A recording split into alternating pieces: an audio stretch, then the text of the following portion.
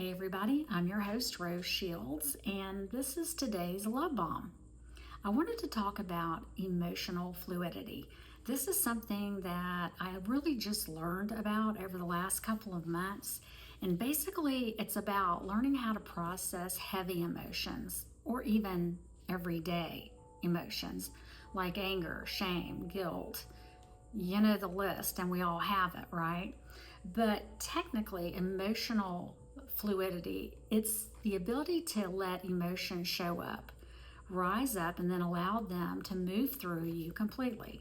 Not judging them, not fixing them, not trying to suppress them, but actually just allowing yourself to feel them completely in your body and sitting with them until it subsides.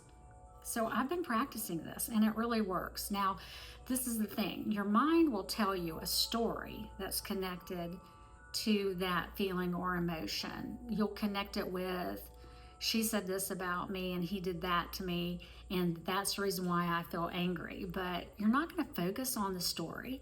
You're going to focus more on the actual feeling itself by just like taking a second and just sitting with it and just being with it completely, and you'll be amazed at how you'll process that feeling and then get a major release from it. It's like a miracle. I don't know, it's working for me. So you know how I love quotes, and here's one from Joe Hudson from The Art of Accomplishment.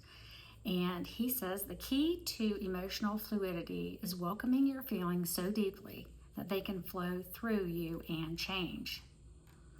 And then emotional rigidity comes from resistance.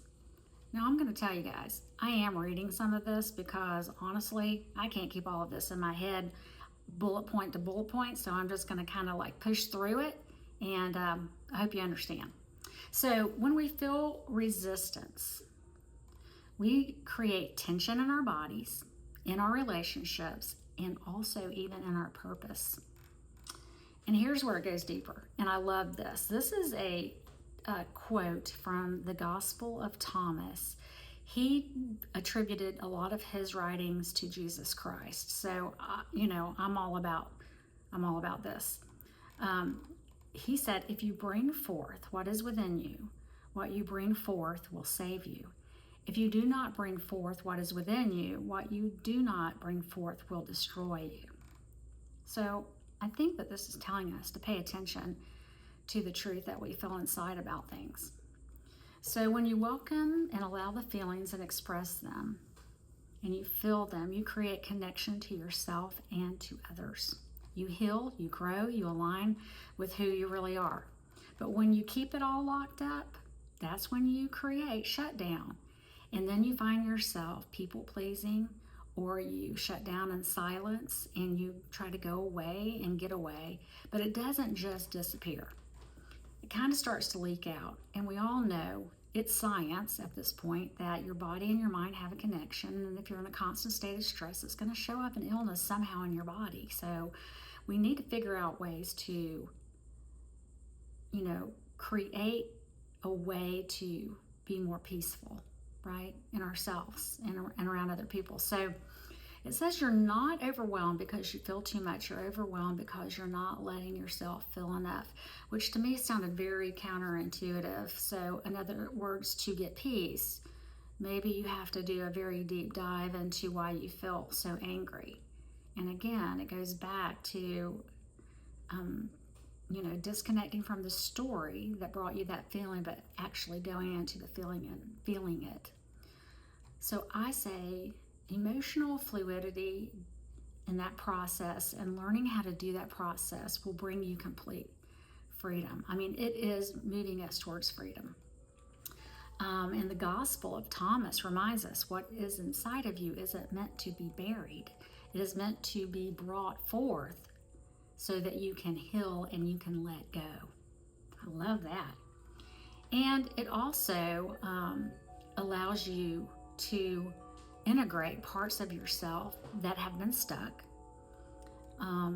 Because for so long, we do suppress a lot of our emotions and how we feel.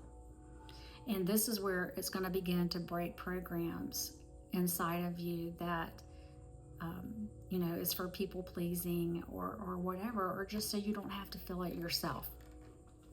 But setting yourself free from stuff that is holding you back and keeping you stuck is what we're after. So what I hope for today that you will take away is feeling your emotion doesn't make you weak. It makes you whole. Emotional fluidity isn't about forcing anything. It's about honesty and movement and then release. And there's wisdom in everything you feel if you're brave enough to welcome it. And this is the most important part. If you bring forth what is within you, what you bring forth will save you. And also, if no one's told you lately, we are all inherently good by design. Each one of us. And all of these feelings, they don't make us weak. They just make us human. And give yourself some space. Give yourself some approval. Do the work. Take the chance. And I think that you will thank yourself, and then everybody else around you will thank you as well. So thanks for spending time with me today. Practice welcoming uncomfortable emotions and move through them and trust the process, like I always say. Good to see you, and hope to see you again soon, and bye for now.